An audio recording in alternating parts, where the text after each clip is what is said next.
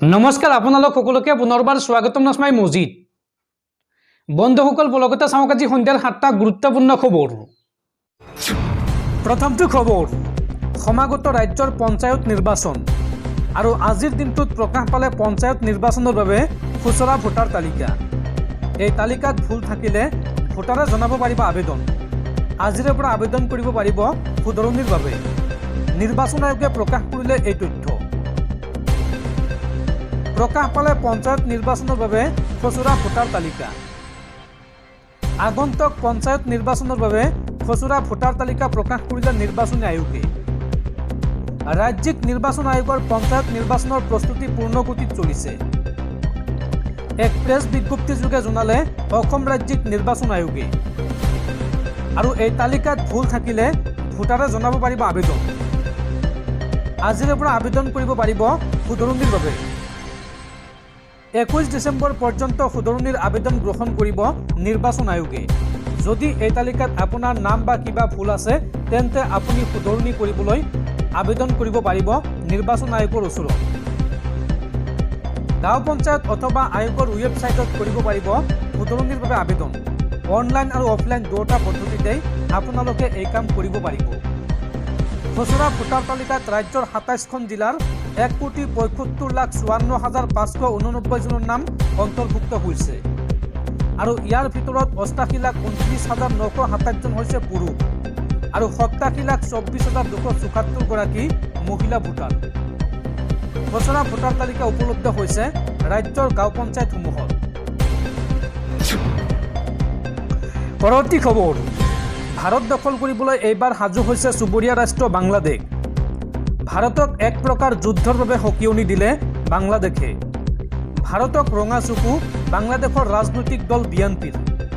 4 দিনৰ ভিতৰত অসম আৰু পশ্চিমবংগ দখল কৰাৰ ভাবুকি চুবুৰীয়া ৰাষ্ট্ৰ বাংলাদেশৰ। ভাৰতক এইবাৰ ৰঙা চকু দেখুৱাইছে বাংলাদেশৰ ৰাজনৈতিক দল বিএনপিয়ে। 4 দিনৰ ভিতৰত অসম আৰু পশ্চিমবংগ দখল কৰাৰ ভাবুকি চুবুৰীয়া ৰাষ্ট্ৰ বাংলাদেশৰ। ভাৰতক যুদ্ধৰ বাবে এক প্ৰকাৰ সকীয়নি দিলে বাংলাদেশে। বাংলাদেশৰ প্ৰাক্তন সেনা বিষয়াই দিছে এই ভাবুকি। শ্বেখ হাছিনা চৰকাৰৰ পতনৰ পিছতেই ঢাকাত ভাৰতৰ বিৰুদ্ধে প্ৰতিবাদ। বাংলাদেশৰ পৰা ভাৰতক সকীয়নি প্ৰাক্তন সেনা বিষয়া। প্ৰধানমন্ত্ৰী মোদী আৰু অমিত শ্বাহ আৰু লগতে ৰাজনাথ সিঙক হুংকাৰ বাংলাদেশৰ প্ৰাক্তন সেনা বিষয়াৰ। বাংলাদেশৰ সেনা আজি সেই 1972ৰ দৰে হৈ থকা নাই বুলি মন্তব্য বাংলাদেশৰ প্ৰাক্তন সেনা বিষয়াৰ। বাংলাদেশে এতিয়া যিকোনো শত্ৰুৰ সৈতে মোকাবিলা কৰিবলৈ প্ৰস্তুত। বাংলাদেশী সেনাৰ অৱসৰপ্ৰাপ্ত লেফটেনেণ্ট কৰ্ণেল মনীষ দেৱানৰ এই মন্তব্য। বাংলাদেশে আৰু ভাৰতৰ সন্মুখত নতশিৰ নহয়। ইষ্টাৰ্ণ ছেক্টৰ ইষ্টাৰ্ণ কামাণ্ডাৰ ভয় নেদেখুৱাবলৈ ভাৰতক সকীয়নি বাংলাদেশৰ। দেশৰ এই সংকটৰ সময়ত মনে মনে বহি নাথাকে সেনাবাহিনী। আৰু ভাৰত কিয় আমেৰিকায়ো আজিৰ তাৰিখত বাংলাদেশৰ আগত তিষ্ঠিব নোৱাৰে বুলি দম্ভালি বাংলাদেশৰ। পৰৱৰ্তী খবৰ, দেশৰ প্ৰতিটো মছজিদৰ তলত মন্দিৰ বিচাৰি বিনষ্ট কৰা হৈছে দেশৰ পৰিৱেশ আৰু ভাৰতত মুছলমানসকলক দ্বিতীয় শ্ৰেণীৰ নাগৰিক কৰিবলৈ চেষ্টা কৰা হৈছে। এই বিস্ফোৰক অভিযোগ সমাজবাদী পাৰ্টিৰ সভাপতি অখিলেশ যাদৱৰ। মুছলমানসকলক দ্বিতীয় শ্ৰেণীৰ নাগৰিকলৈ হ্ৰাস কৰাৰ চেষ্টা কৰা হৈছে।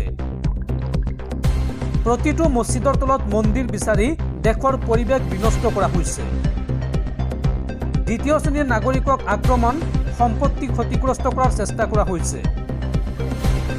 সংবিধান 90% নিপীড়িত আৰু শোষিত লোকৰ আটাইতকৈ ডাঙৰ ৰক্ষক। 2014 চনৰ পিছত দেশত বৃদ্ধি পাইছে বৈষম্য।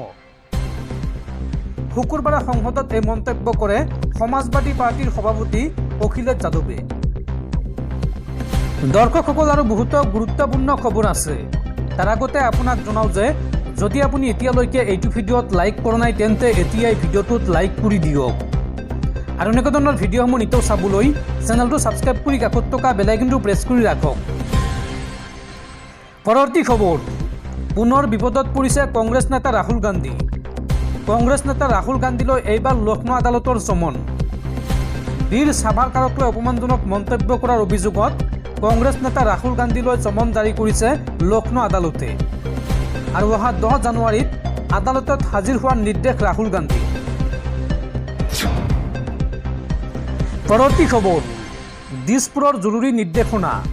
এতিয়াৰ পৰা কেবিনেট বৈঠকৰ সময়ত কোনো মন্ত্ৰী বা বিভাগীয় বিষয়াই ব্যৱহাৰ কৰিব নোৱাৰিব মোবাইল ফোন। কেবিনেট বৈঠকত নিষিদ্ধ হ'ল মোবাইল ফোন। দিছপুৰৰ জৰুৰী নিৰ্দেশনা পত্ৰ।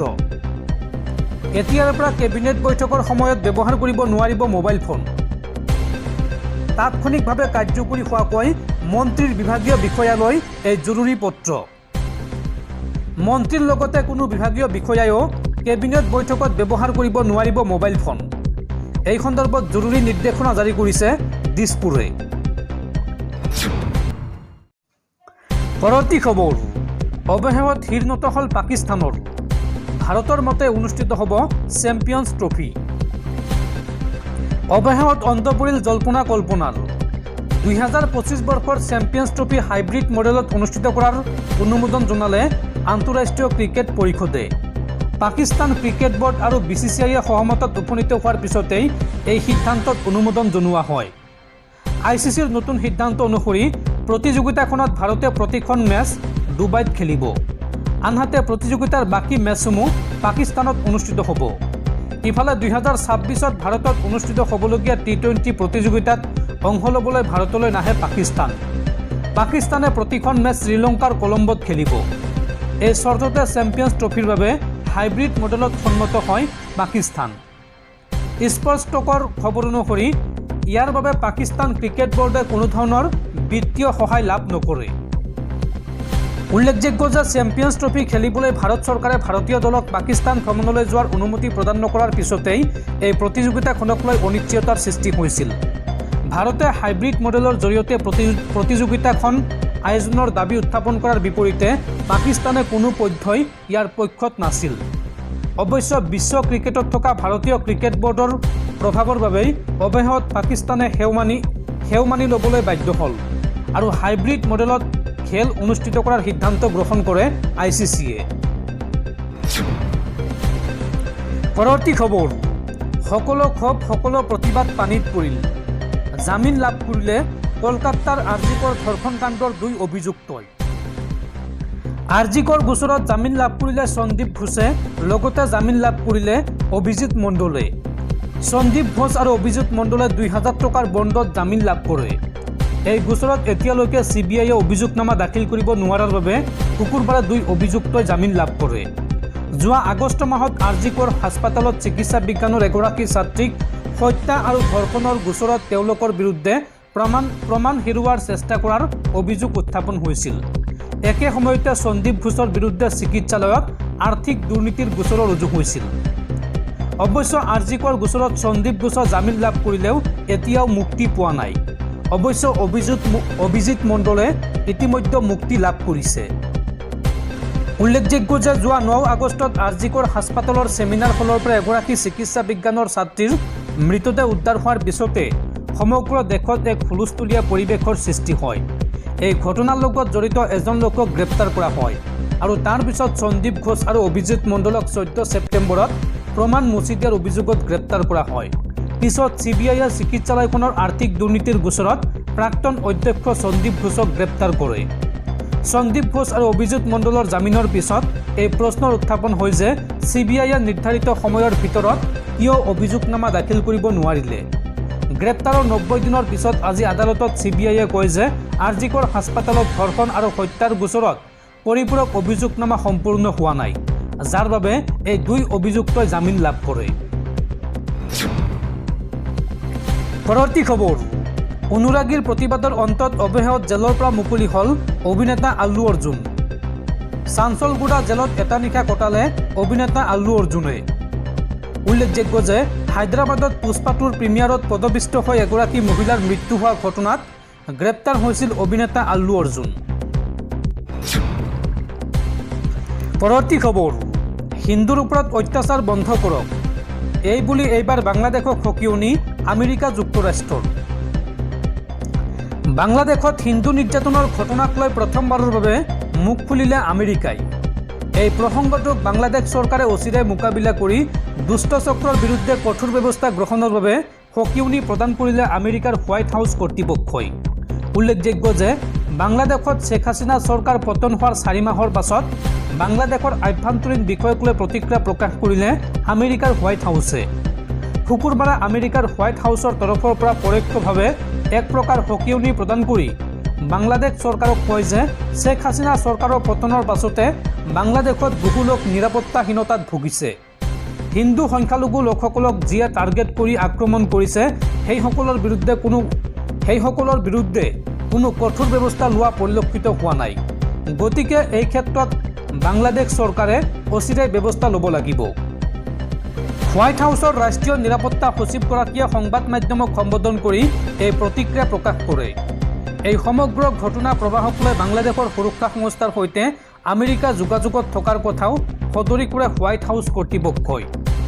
বাংলাদেশৰ বৰ্তমানৰ চৰকাৰৰ সৈতে অচিৰেই এই বিষয়ক লৈ কথা পতাৰ কথাও সদৰি কৰিছে আমেৰিকাই।